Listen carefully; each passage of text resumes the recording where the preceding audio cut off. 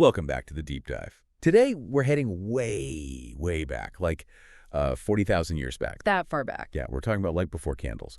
This deep dive is all about ancient animal fat lamps. And, our sources, they don't just call it an invention, they're calling it the first true energy technology revolution. That's quite a statement. And our mission here is to cover that whole sweep, right? From the late Paleolithic, maybe 40,000 years ago, all the way up to the early Middle Ages, say around the 1000 AD. Right. And we're really focusing on, well, three main things: how the tech evolved, what problems it actually solved for people, and, the huge impact it had on society. Okay, so let's start at the start. The absolute earliest evidence. Okay. It's basically just a rock, isn't it? Pretty much. Simple stone containers. We find them in places like Lascaux Cave in France. We're talking 15,000 BC, maybe even earlier. Just a hollowed out stone. Essentially, yeah. Holding animal fat with some kind of fiber wick jammed in there. It's controlled fire, light in the darkness. That's the beginning. So, okay, a rock bowl.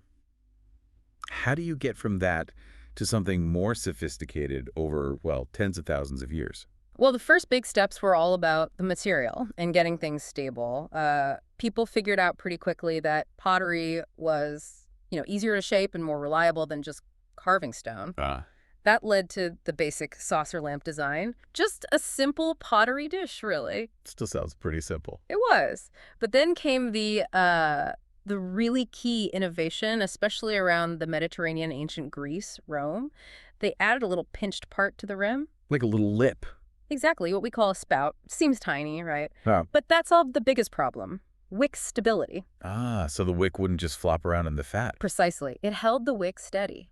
That meant a more efficient burn, a cleaner flame, much more reliable light. It was a huge functional leap. And then the Romans took it even further. Oh, yeah. The Romans, they industrialized it. They brought in mold technology. Suddenly, you could mass produce these ceramic lamps, standardized designs. Yeah, they stamped them with popular scenes, gladiators, gods, whatever was popular.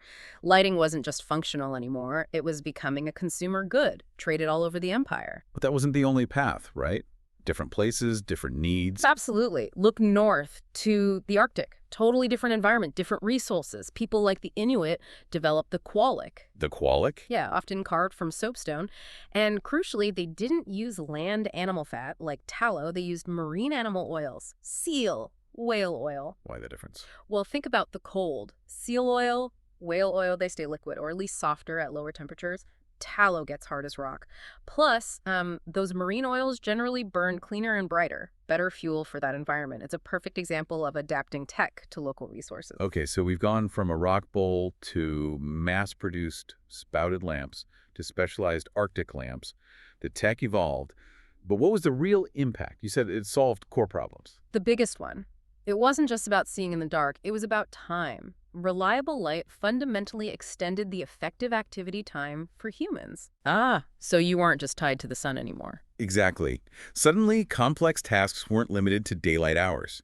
Think about weaving, cooking elaborate meals, crafting tools, storytelling, later on even reading and writing. All this could happen after sunset. That must have changed social life completely. It really did. Yeah. It shifted life from being very public and sun-driven to allowing for more private, structured indoor activity.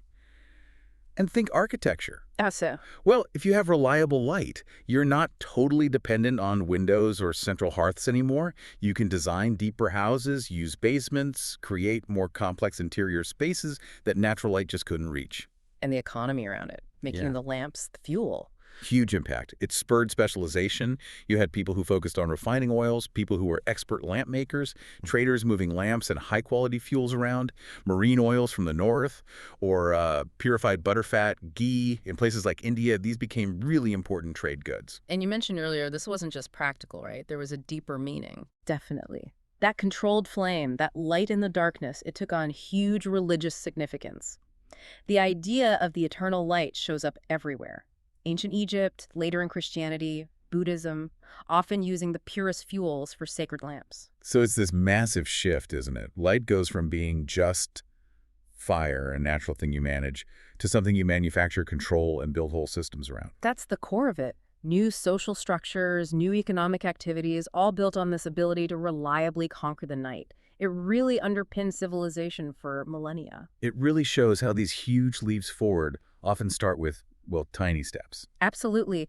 The whole 40,000-year story shows that massive progress is often incremental, just refining an idea. From a simple stone bowl to figuring out that a little spout makes all the difference. Which leaves us with a thought, doesn't it?